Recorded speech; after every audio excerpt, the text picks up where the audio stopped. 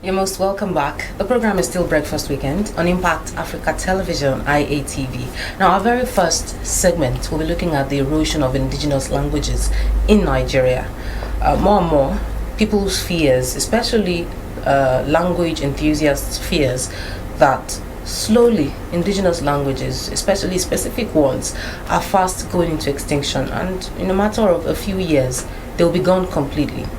And if you look at what we have on our hands at the moment, either some parts or some rudiments of these indigenous languages in Nigeria are really fast going into extinction, and some really cannot be, specifically, a finger cannot be specifically placed on some roots of these languages. I mean, look at the Yoruba language, for example. Every day we are having modifications here and there, and not by the scholars, but by people who feel that it should be spoken a certain way.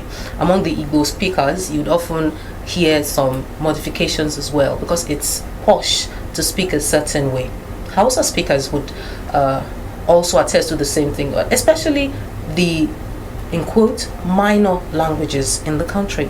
What does this portend for the speakers? What does this portend for the development of the nation? We have a researcher, a scholar in the studio with us in the person of Ms. Yabo Alaga. Good morning. Thank you for joining us. Good morning. It's a pleasure to have you here. Same here. So do you share the sentiment of some scholars that, in a few years to this time, some indigenous languages would go into extinction? I think I will also go in line with the scholars, because a research was carried out in the year 2008 by UNESCO, and during the research it was discovered that over 500 languages are going into extinction. In Nigeria or in the world? In the world generally. Okay. And not just the 500 that is important to us, but the forecast that in the next few years, at least 90% of indigenous languages across the world will go into extinction. Okay. That means either we like it or not, Nigeria will be affected, because we are one of African countries and one of the countries that will suffer this the most, because most of our countries are colonized, and then we've taken the language of our colonial master as the priority. And we look at Nigeria, for example, we have a lot of languages that you might not even find up to 2% of speakers. And if you go through some of what we have, the native intelligence we have, some of these indigenous knowledge were derived from those languages. And if these so-called languages are going into extinction, then the society in general, we are running into trouble.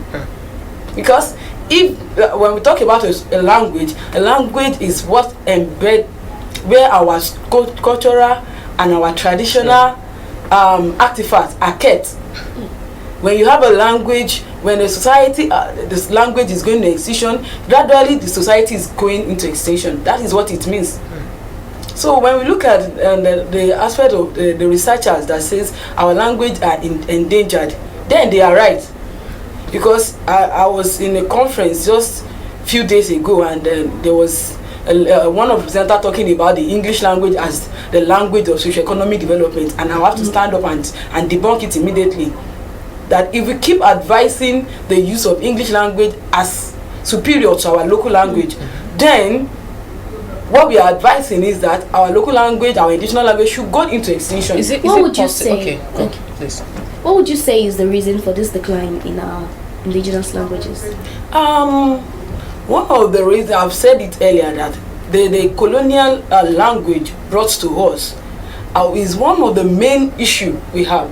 Because when we look at Nigeria, for instance, the adoption of English language as our former or our so-called lingua franca is a problem on its own. Because we need to look at the peculiarity of culture before we can talk about lingua franca. A culture determines the language to be spoken. If you look at Nigeria from the onset, or the African society is a society that they are not so-called literary in the sense of writing. We don't have writing as our culture. Most of the things we do it from our native intelligence, what we know. what we pass down orally from generation to generation. And this is our peculiarity. That is where we are society. That is where we are different from other society. But these are some of the things we are leaving behind, and then we just adopt the English language. Is it possible that because we have so many different tribes, so many different languages, in Nigeria alone there are so many languages, is it possible that our diversity is playing a role in one language, still striving to show up, and then some not showing up so much? Is diversity playing a very important role here? I would like to speak as a scholar now. Okay. There is no superiority in language. Okay. Every language is equal. Okay. So other language trying to prove superiority over the other is it's not about superiority as much as we have more speakers of a language than a speaker of another language. Yes. Now it would mean, or I would believe, that the language that has more speakers would tend to be more entrenched in the people than the one where maybe only a few speakers, and then some of them will go to school, decide to use English language, and only a few of them are remaining. That's what I mean by diversity. So many speakers of all these different languages. It's not as if, look at English language, for example. Okay. There is English language. Yes, there are different, when you begin to, there's Scottish, there is British, American, but it's English language, So is it possible that because we have so many different languages altogether, and we have different speakers, so many different speakers as well, is that playing a role, that diversity? Yes, it is, and that is why the Linguistics Association have always come out with what we call the standard language. Okay. So in each so-called geopolitical zone or tribe, we always have what is called the standard. For instance, if you look at the Yoruba language, for example, okay, we have different dialects, variations of Yoruba language. We have the Jebu, we have the Egba, we have the Ife, we have the Oyo, we have the Ondo, and the likes.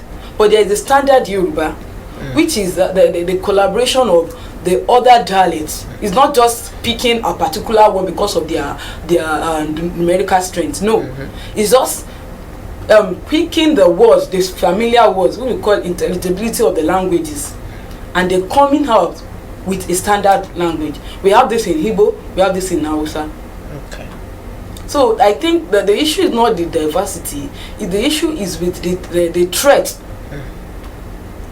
of the so-called lingua franca.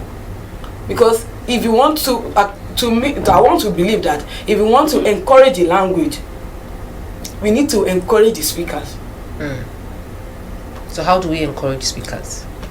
For instance, you enroll your word to school, and the only thing they want to speak to the word is English, and they tell you your mother tongue is vernacular. You have to pay for it, or you have to do something. You have a penalty for that. Okay. I want to believe. I was out of the country for like 2 weeks ago, and one of the decision or one of the peculiar problem we have in Nigeria currently right now concerning our secondary school students is the mass failure of mathematics and English.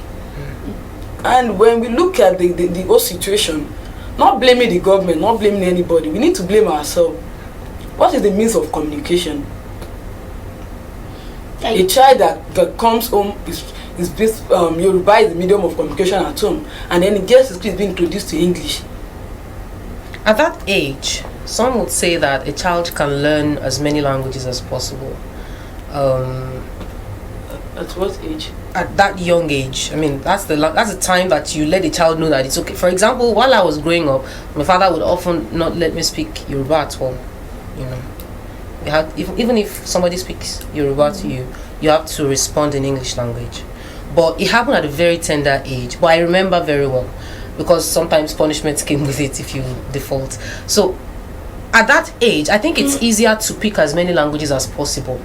Even if if someone is speaking Yoruba to you at home, and you get to school and you're speaking English, I think the brains of children are wired in such a way that they can take as many things as possible. I heard that there's a particular age for children where they can learn as many languages as they want.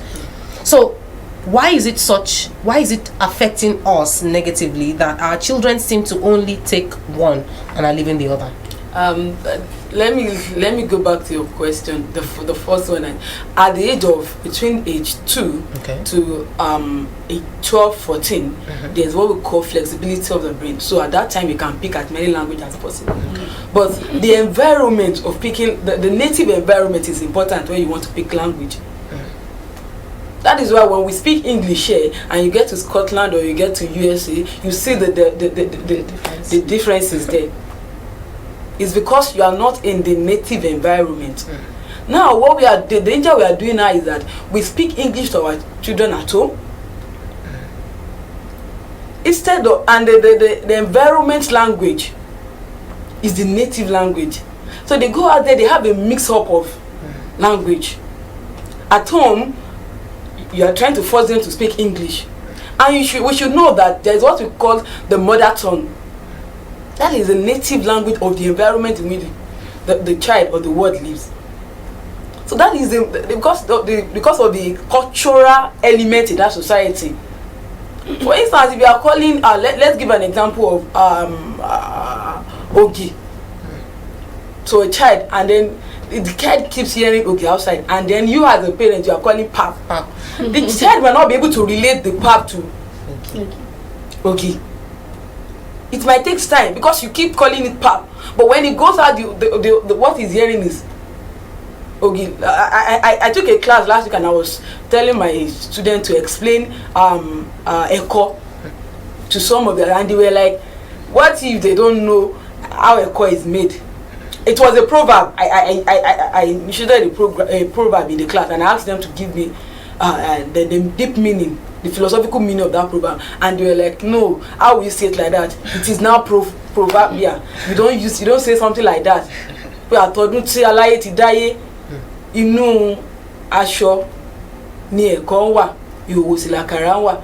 I told them and they were like, no, I don't know. Some of us have not seen it before.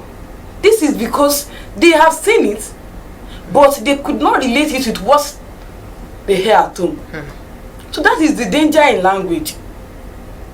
If your mother tongue is not really, you are not really rooted in your mother tongue, then there will be issue when you want to learn other language, because you acquire your mother tongue.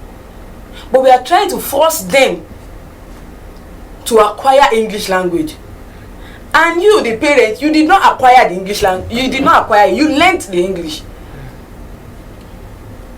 in the first place. When we should talk about the process of acquiring and learning, what's the difference? When you acquisition of language is a natural phenomenon. It's something you acquire naturally. It's because you are in a society. For instance, somebody will not ask you, Oju.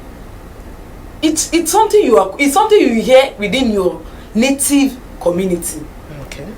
You don't stress so some say that you come with your mother language. You acquire it naturally. You don't need to go to any formal school before you are taught. Learn it. Okay. That is acquire language. That is mother tongue. Okay. But learning is when you go to school to learn, or you are put in a restricted place to learn. I'm aware that in some homes, English language is acquired because nobody speaks Yoruba language or any other language in those homes. For example, when you're looking at the elites now, I mean, even it doesn't have to do with Yoruba or any other language. I mean, there are elites among the houses who have maids who are, you have to speak English language. Everyone from the gateman to the gardener. And so a child born into such a home is going to acquire such a language, Yes, it's going to acquire such a language, right? But the problem which we are facing now is, okay, how does the child acquire the language? That's what I want to know. Because now you are speaking the so-called parents. How were they trained? Did they acquire that language or did they learn it? That's very, very important. How did they learn that language? Because it is believed that a human being, you think with your native language. Before you could say a reasonable thing, you have to first digest it in your mother language, in your thoughts. Then you produce it in any other language you wish to. So the parent think in their own words, in their own acquired language, and then try to force it in the learned language. And the issue is that when you see some of these so-called elite children, you see that they lack native intelligence. There are some things that you expect them to know. She be Yoruba near. Are you not from Yoruba society? Why are you saying something like this? It's not their fault. It's because they are trying to force the language. And then, now earlier on you mentioned in schools, you talked about the recent the failure that some students had in mathematics and English. You said because they were taught in English. Do you feel that they should be taught in their native languages? And then, don't you feel that some of the knowledge that will be passed down, because we fractioned most of these subjects from the British and everything, don't you feel some of the knowledge will be lost if they are being translated to our indigenous languages? And then, how do we address the diversity issue? Different child, perhaps an Igbo speaking child, a Yoruba, Hausa. How do we address such issues? I'm not disputing the fact that the English language is important to the Nigerian society because of our diversity. But the point I'm trying to prove is that our indigenous language also needs to be encouraged. It needs to be placed on a 50-50 scale. For instance, we're talking about the use of Yoruba language or indigenous language to teach students. Let's take, for instance, year back, like the year 1970, the Babalola Fafunwa carried out a research on the use of native language to teach I think the basic level, that is from primary 1 to 6. And then there was this hypothesis, there was the control class and then the hypothesis class. And over the period of 6 years, it was discovered that the set of students taught with Yoruba was the language of communication then.